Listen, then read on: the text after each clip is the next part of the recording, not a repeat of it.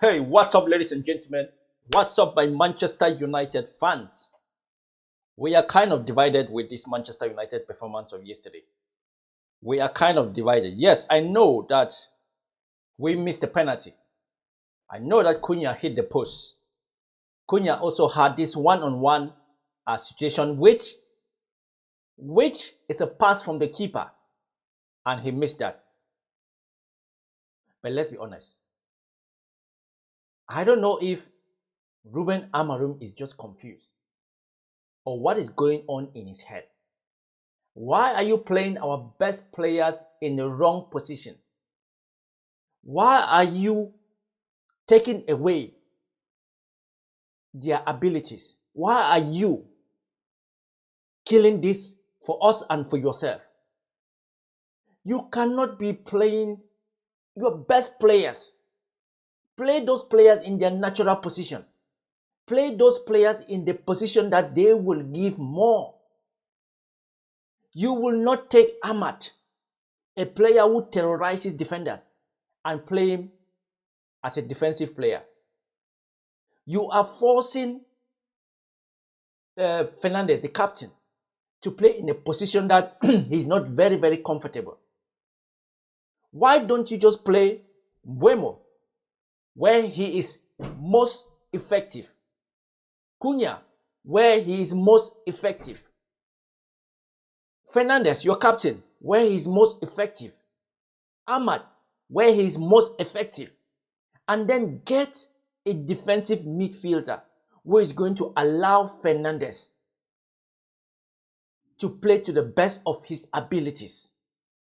You've got players who have got talent to play in position that they will bring us results. But you're trying to play this your system that doesn't really fit in with the players that you've got. Your system doesn't fit in with the players that you've got. Even if you want to play your system, play them players in the position that they will be free to express themselves. Remember, football is all about expressing your talent. Yes, hard work is also needed. But if you've got the players with talent, players that have proven that if you put them in this position, they will give you at least 90%. Now you're trying to make them play in position that they will give maybe 45%. Some, on a very good day, they will give you 50%. We all want you to succeed. You have played 29 games in the Premiership and you've had 28 points. So if we divide these points by the number of games, that means it shows that you've drawn 28 games and you've lost one game. In the Premiership, how many points are there in 29 games? My mathematics is not the best. So instead of me trying to give an answer which will not be the best one, let me just go to my, nowadays there's everything for us to make life easy. So 29 games times 3 points, 87 points.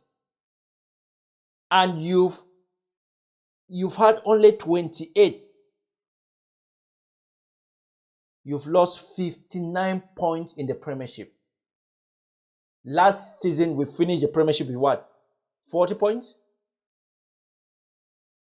And you've lost 59 points in the Premiership. And this is just the second game of the season. And some people are already thinking that you should be sacked. But you can't blame them because you are bringing this to yourself. When you are asked a question by the journalist, you try to give an answer that will not annoy the players. One, I now understand why you always give those answers, because you are playing those players in positions that they don't like. So you cannot criticize them. You cannot criticize them. How will you go and buy Benjamin Sesko, who is a proven goal scorer, and then you are playing a false number 9 and somebody that up till date We are not very sure of his fitness. We are not sure if he is match ready. I'm talking about Mason Mount. How would you have Benjamin Sesko and then you're playing a false nine? Why didn't you play Zigzi? Is he injured? We are trying to sell Rasmus what's his name, Højlund. But you have those guys who are strikers. Yes, they don't score goals. But you're putting in a false striker who doesn't score goals too. So which one is wrong? They are both wrong. If you play Rasmus, it's wrong because he doesn't score goal. He misses chances. If you play Zigzag, Zigzag keeps the ball. He brings in the play. But you're playing Mason Mount as a false nine. Someone who doesn't score goals. And you bought a striker. Give him a chance. He's still new. We don't know if he's going to be productive. We do not know, but we know he can score goals. And he is good with the ball at his feet. I don't know if Ruben Amorim wants to be sacked because, when these guys are sacked, they get a big fat paycheck. It's not like when you're sacked, you won't get a job. You're sacked, they compensate you. They pay you some money, they pay your backroom staff. Because if it was that when you're sacked, they don't compensate you, I don't think he will be doing all this trial and error. We are praying that you should succeed. We want you to succeed. But you need to do the right thing in order to succeed. Play those players in positions that they will actually use their talents. How can you put Ahmad as a defensive player? What is in your mind? What are you thinking? Ahmad would tell, when he came in the game against Arsenal, see what he did. And then you're taking that away from not only Ahmad, but from the team. And for Bruno, I don't understand Bruno. That is not how he normally takes penalties. Why was he complaining about the ref? What did the ref do? Did he do it intentionally? No. What is the point in complaining? The ref touched you a little bit. So why didn't you fall and ask for a second penalty? You should have dived and asked for a second penalty. And then you went on to miss. Miss in a way that started to make me wonder. Your representative met with the people from Saudi Arabia. Is that on your head? Because normally we know Bruno Fernandes, he comes in a little bit and then he jumps, he watches the keeper, you fall, and then he places the ball nicely in the back of the net. But yesterday he just lashed the ball. He didn't even look at the keeper. That was wild. And then, if you look at that game, Bruno gave only one pass. We won't blame him anyway, because he's being played out of the position that he can really express himself. And for the captainship, that should be taken away from Bruno and given to Matthias de Ligt. Because as a captain, Bruno is not leading from the front. Yeah, we know now and then he's going to make something magical, but it's not. He doesn't do that all the time. And one reason he doesn't do that all the time is because he's playing out of position. He's playing out of position. Ruben, if you want to succeed, you need to tell those people at the top, I need a defensive midfielder to make this team gel. We need that defensive midfielders to really make that team stick together. And you need to play those players where they can best express themselves. Stop trying all this trial and error. If your 3-4-3 is not working, just go to a 4-4, is it 4-4-3? 4-4-2, sorry. My football knowledge also is escaping me. Just go and play your normal 4-4-2. Start racking the points. And as you're racking the points, that is when you can start experimenting, because the pressure will reduce.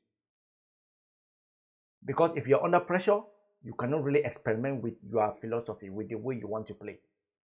Get us some points. Take us from 16 position to maybe 9 position or 8 position, and then you bring in your philosophy and see if it works. Because we cannot be going backwards and you are trying a philosophy that doesn't work. That philosophy has given you 29 points, 28 points out of 29 games. In the Premiership. Now some people are debating, should you be sacked or not? People are starting to question you. Were you the right man for Manchester United? We the fans, we don't know the interviews that you had with the people at the top. The people believed in you. You told them what you were supposed to do. You told them, and even your second interview, you said you were not going to change your person. You are going to keep playing the way you believe that the game should be played. But yes, play the game the way you believe the game should be played, but play the players in the position that they will express themselves. If you want to play your system, why don't you use the players that can attack in the right positions? And when you are having your press conference, say the things that is in your mind. Say the things that are in your mind. Stop trying to sugarcoat. It's not doing you any favor. It's not doing you any favor.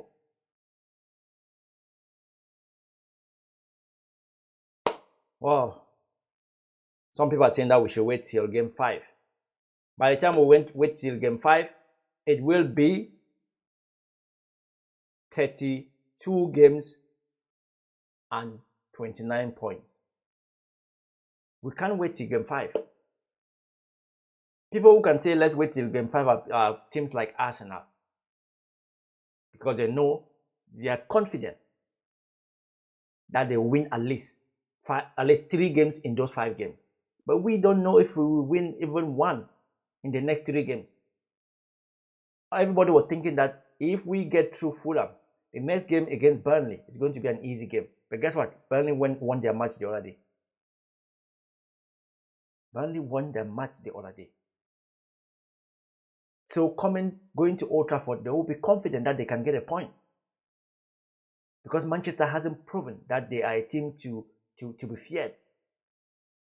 So Burnley is going to that match with more confidence than us, because we are confused. The manager is confused. Players are not sure. We are not sure who is going to be at the goalpost. Who is going to be our goalkeeper? Players are not sure, what role am I playing in this team? What position am I playing? Because if players like Ahmad is not sure, am I going to be a defensive player? Am I going to play right back? Where am I going to play? Players have to be comfortable. Players have to know that this is my role. This is where I'm going to play. I can only switch to a different role if it's an emergency. But now there's no emergency. The only emergency is the goalkeeper and a midfielder. We have good players who can play offensively, but put them in those positions that they can best express themselves. Put them in the position that they can express themselves. Because the game against Burnley, if we do not win Burnley, not only 1-0, not only 2-0, we have to beat Burnley at least 5-0. If we do not, then he will be sacked. Because if we start dropping points against teams like Fulham, Burnley, then what makes you think we are going to get anything from when we meet Man City, Liverpool, Newcastle that beat us last season? Arsenal has already beaten us. Which other team? Tottenham, Chelsea. What makes you think we're going to have points from those teams?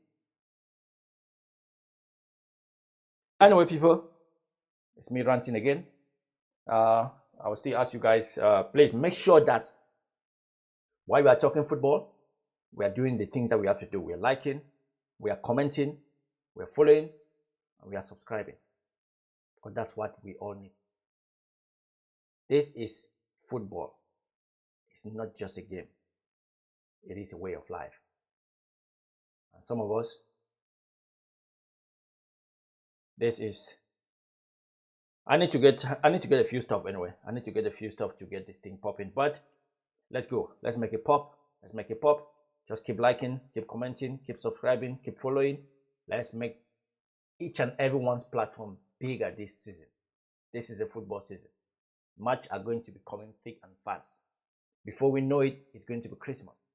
We don't want to be in this same position come Christmas.